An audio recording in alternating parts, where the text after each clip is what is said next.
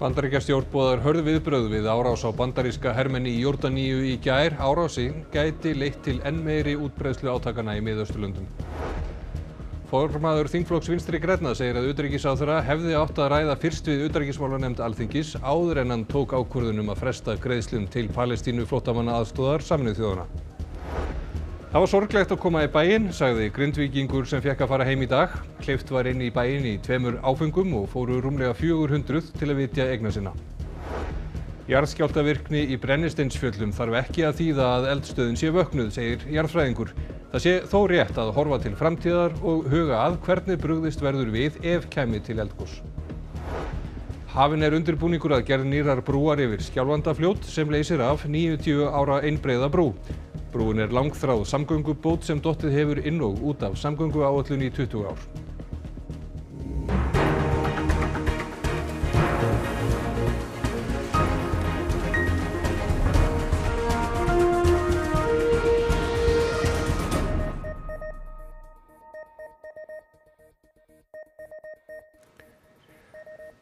Gott kvöld. Bandarísku hermennirnir 3 sem féllu í drónaárás í Jórdaníu í gær eru þeir fyrstu sem falla í Miðausturlöndum frá því að átökin þar hófust. Bandaríkjamenn heita hörðum viðbrögðum.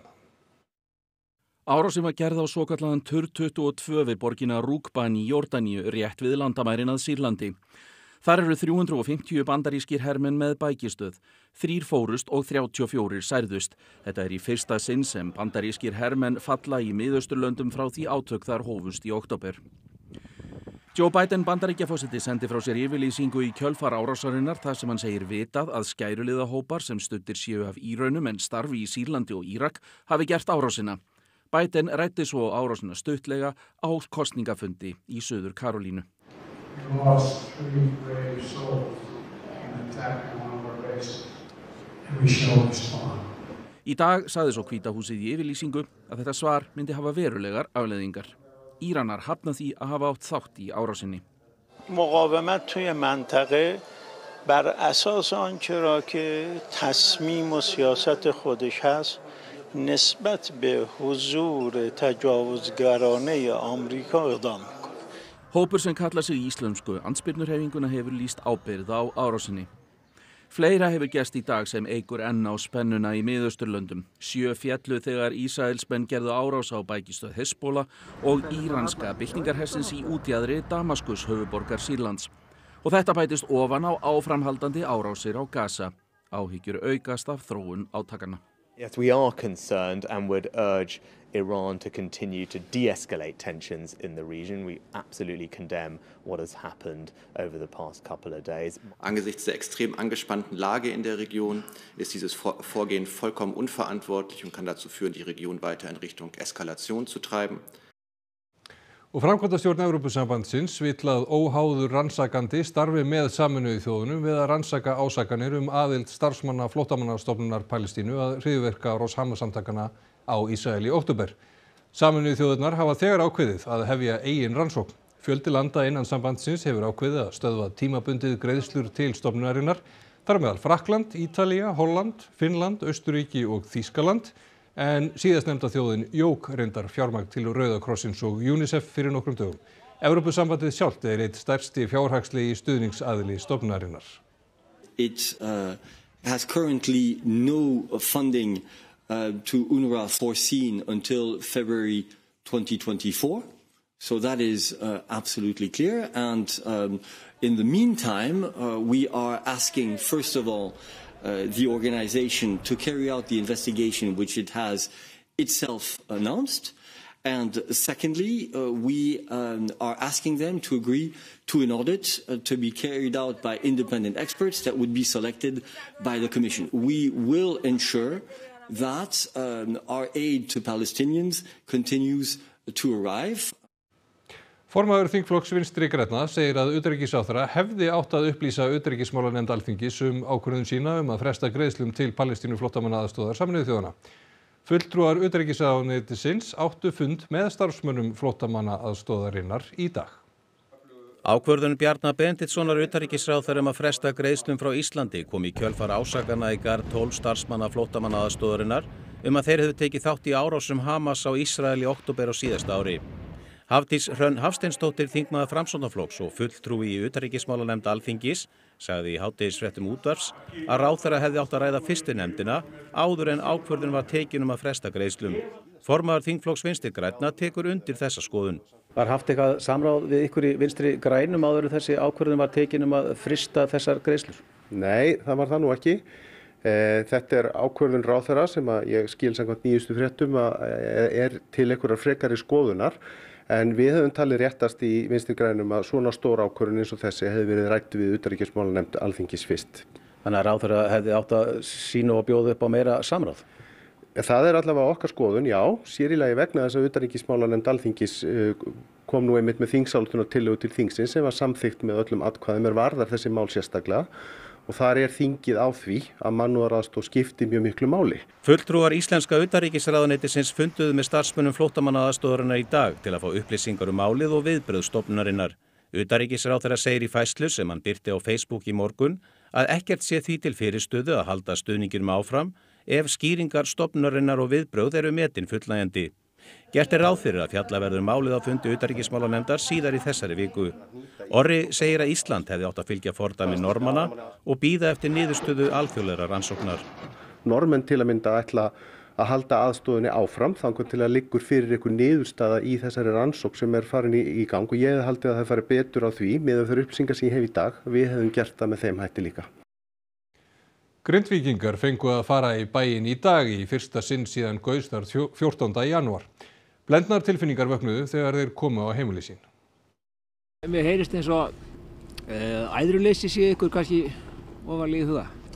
Pabbi byrjaði að fara með þá bæn áður en við fórum í morgun. Þannig að það bara svolítið attitúti núna.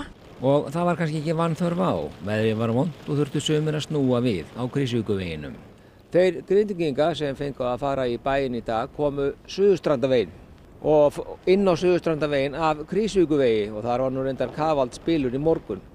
Og þegar hingað kom að þessum lokunarpósti þá þurftu allir að sýna ákveðin QR-kóða svo það var vitað hverjir væru í bænum á hvaða tíma. Vegagerðin virðist ekki hafa haldið Suðurstrandarvegi hreinum eins og var talað. Við snérum við Gryfjurnar í Hafnarfirði og komum hérna í gegnum Bláalónsveginn.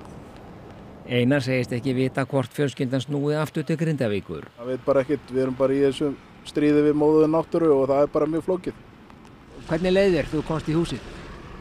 Mér líður, þetta hálfa ónotalegt, þetta bara sorglegt, þetta ekki gott.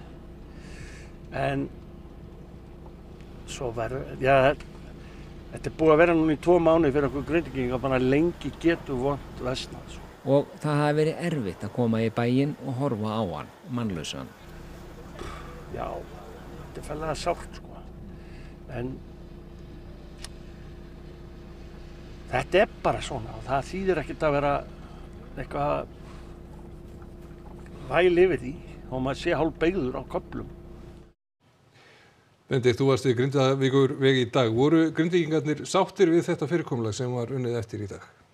Já, heldur hafi kannski alveg verið sáttir við fyrirkomulagi sem slíkt en það náttúrulega kom mörgum þeirra á óvart að allir umferðskildi hafi verið beint Krýsuvíkurveg og frá Krýsuvíkurvegi niður á Suðurstrandarveg og þaðan inn í Grindavík því að færðin og veðrið var þannig í morgun að það áttu mjög margir mjög erfitt með að komast leiðar sinnar og við fengum bara á fréttastofunum fengum við hringingar strax í morgun þar sem fengum fréttir af því að það voru bara tugir bílar sem voru í vesinni við að komast til Grindavíkur en mér skilst nú ástæðan fyrir því sé svo að menn hafi ekki alveg séð fyrir hversu kalt var þannig að í staðan fyrir að rigna og slitta þá var skafreiningur og það var blint á köflum og við fengum nú að reyna það og leið okkar niður á Suðurstrandarveg en það rættist nú úr þessu þegar þangað var komið og ég held að enginn lendi í neinum svona meira háttar vandræðum þannig að jú, flestir hafa nú verið sáttir sem komust inn í bæinn þótt að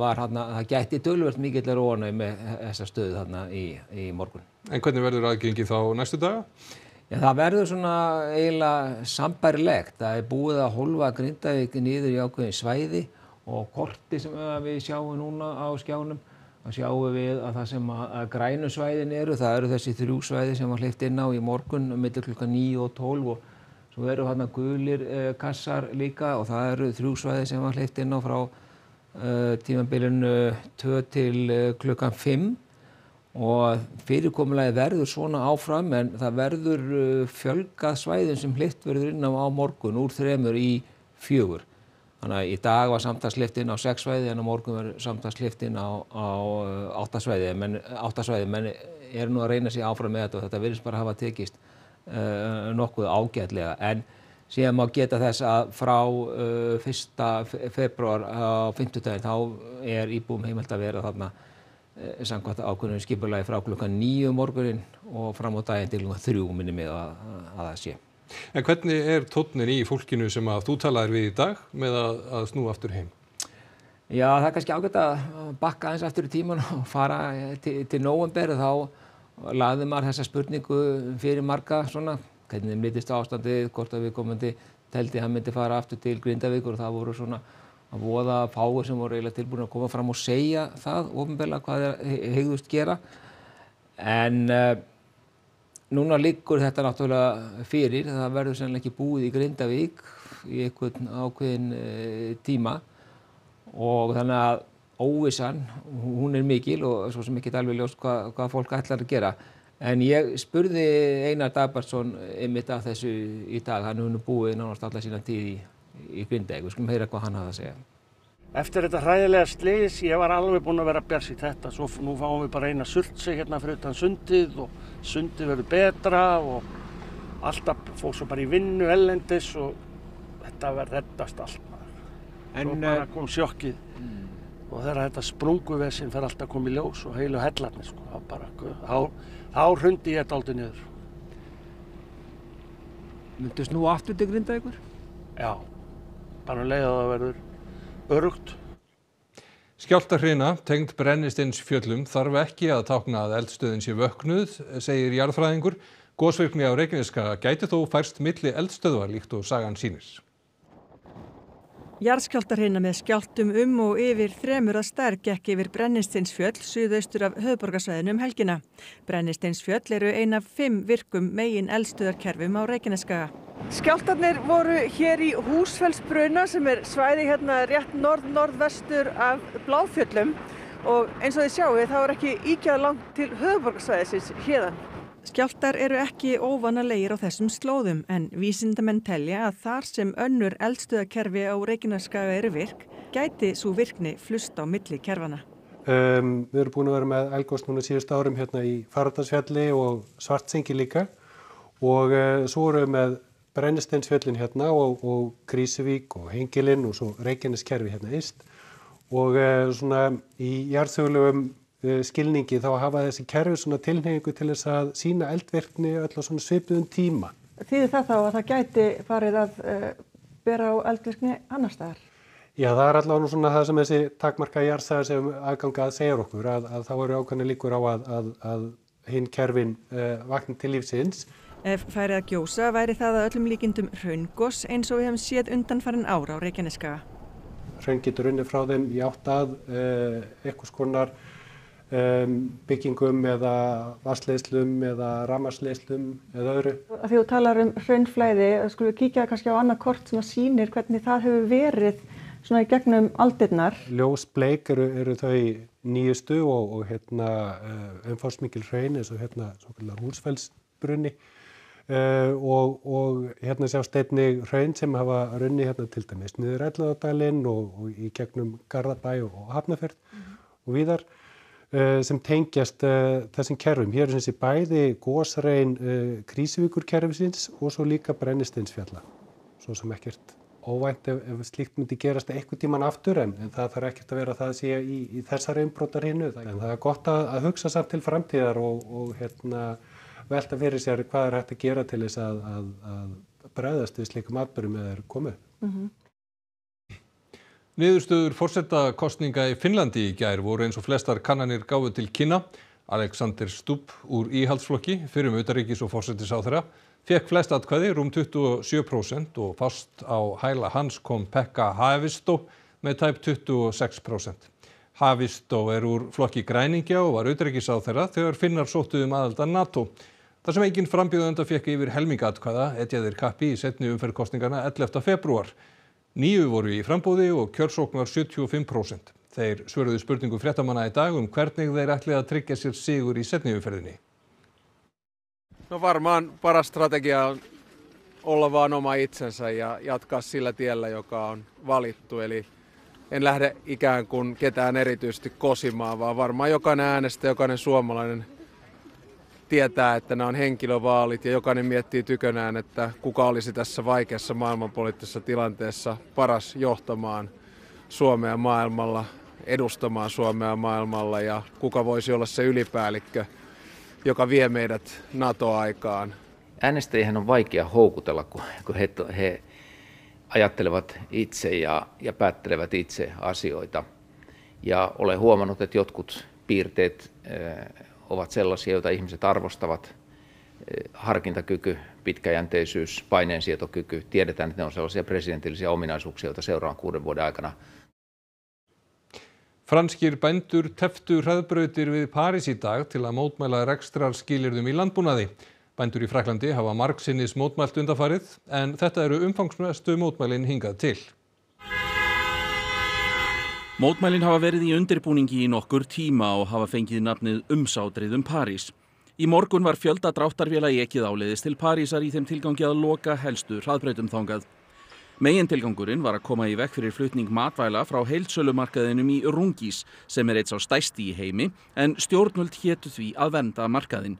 15.000 lögreglumenn voru kallaðir til starfa að beiðni stjórnvalda. Fjölda vega var lokað ýmist með beinum teppum eða með öðrum hætti, til dæmis með matarhlaðborði á miðjum veginum, og þar eru menn tilbúnir að vera lengi. Après, il y a tout ce qu'il faut pour se nourrir des barbecues et compagnie, un mur de paille pour se mettre à l'abri du vent. Non, on est bien équipés, on va bien s'installer. On nous a interdit certaines molécules qui sont encore autorisées en Espagne ou en Italie et ils déversent leurs fruits sur la France, quoi. Et nous, comment on fait, quoi? Forsvarsmenn bænda hafa verið í stöðugu sambandi við stjórnvöld umbætur í rekstrarumhverfi þeirra. Stjórnvöld óttast að þau hafi áhrif á úrslit Evrópuþingskosninga í júní. Það voru líka mótmæli í Þýskalandi og Belgíu í dag, en á síðarnefnda staðnum var meðal annars kveikt í dekkjum og mat dreift götur. On importe énormément de tout ce qui est viande, pommes de terre d'autres pays, alors que ici on peut nourrir la population belge. Vænta má að staðan í landbúnaði verði til umræðu á leiðtogafundi ESB á fimmtudag. Nú heilir loks undir nýja brú yfir Skjálfandafljóti í Köldukinn, þar sem heimamenn í Þingeyjarsýslum hafa árum saman kallað eftir samgöngubótum. Áætlað er að ný brú ásamt nýjum vegarkafla verði tilbúin eftir rúm 4 ár. Helsta leiðin milli Akureyrar og Húsavíkur liggur þessa 90 ára gömlu einbreiðu brú yfir Skjálfandafljót í útkinn. Hér fara 650 bílar yfir á sólarhring og sveitarstjórn Þingeyjarsveitar og Norðurþings ásamt fleirum hafa lengið kallað eftir nýrri brú. Enda þessi orðin afar illa farin. Ný brú hefur verið inn og út af samgönguáætlun í 20 ár, en nú hafinn undirbúningur að langþráðum samgöngubótum. Vegagerðin hefur þegar boðið út hönnun vegar að nýju brúastæði talsvert norðan núverandi brúar. Frá því maí á síðasta ári hefur einungis verið heimilað að keyra hér við brúna á fólksbílum og þannig verður það næstu árin, en það á að taka nýja brú í notkun árið 2028. Áætlað að framkvæmdir hefjist vorið 2026 og standi í 2,5 ár. Lagður verður nýr og endurbyggðu vegur, samtals 9 kilometra kafli á norðausturvegi. Nýja brúin á Skjálfandafljóti verður ríflega 220 metra löng, en auk hennar verða byggðar 2 minni brýr á þessari leið. Heildarkostnaður við vegi og brýr 4 milljarðar króna og stærstu hluti þessa kostnaðar þegar á samgönguáætlun. Auk þess að afnema hættulegar beygjur og einbreiðar brýr stytta þessar framkvæmdir leiðina milli Akureyrar og Húsavíkur 2,5 kílómetra. Hinum söður kóreska Arong Lee var hampað sem hetju og ákaft fagna þegar hann settist í helgan stein á dögunum. Hann á að baki farsælan feril við björgunarstörf og hefur bjargað 9 mannslífum.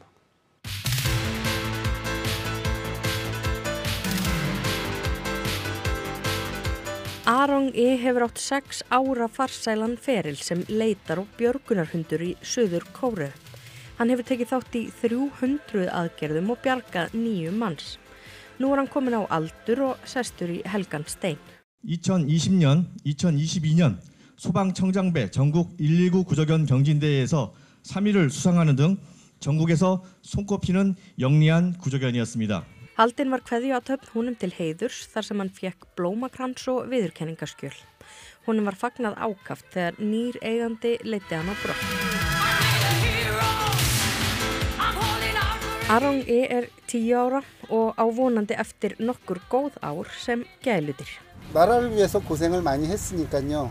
이제 남은 견생을 저희가 몇 년이 될지 모르는데 최대한 행복하게 같이 살고 싶어서. Búið að ráða í stöðu Arongs í hans stað kemur belgíski fjárhundurinn Nampung.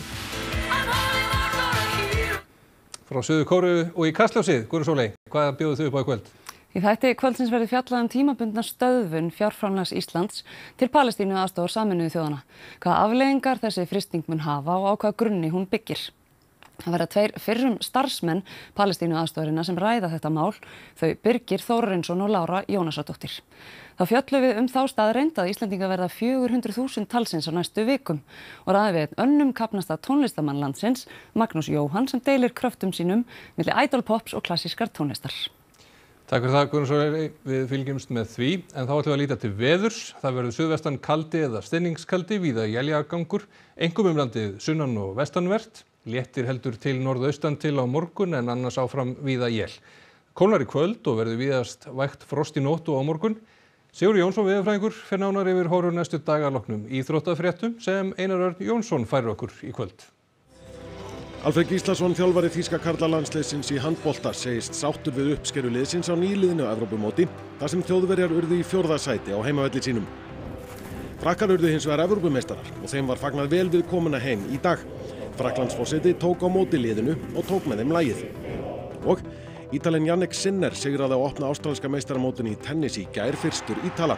Hann staðráðinn í að láta velgengnina ekki breyta sér. Íþróttir hér eftir andartak. Og þá ætlum við að rifja upp það sem var helst í þessum fréttatíma. Bandaríkjastjórn boðar hörð viðbrögð við árás á bandaríska hermenn í Jórdaníu í gær. Árásinn gæti leitt til enn meiri útbreiðslu átakana í Miðausturlöndum. Formaður þingflokks Vinstri grænna segir að utanríkisráðherra hefði átt að ræða fyrst við utanríkismálanefnd Alþingis áður en hann tók ákvörðun að fresta greiðslum til Palestínu flóttamanna aðstoðar Sameinuðu þjóðanna. Það var sorglegt að koma í bæinn, sagði Grindvíkingur sem fékk að fara heim í dag. Hleypt var inn í bæinn í 2 áföngum og fóru rúmlega 400 til að vitja eigna sinna. Jarðskjálftavirkni í Brennisteinsfjöllum þarf ekki að þýða að eldstöðin sé vöknuð, segir jarðfræðingur. Það sé þó rétt að horfa til framtíðar og huga að hvernig brugðist verður við ef kæmi til eldgoss. Hafinn undirbúningur að gerð nýrrar brúar yfir Skjálfandafljót sem leysir af 90 ára innbreiða brú. Brúin langþráð samgöngubót sem dottið hefur inn og út af samgönguáætlun í 20 ár. Næstu fréttir verða í sjónvarpi og útvarpi klukkan 10 í kvöld og á vefnum okkar ruv.is má nálgast allar nýjustu fréttirnar á íslensku, ensku og pólsku. En þessum fréttatíma er lokið. Verið þið sæl.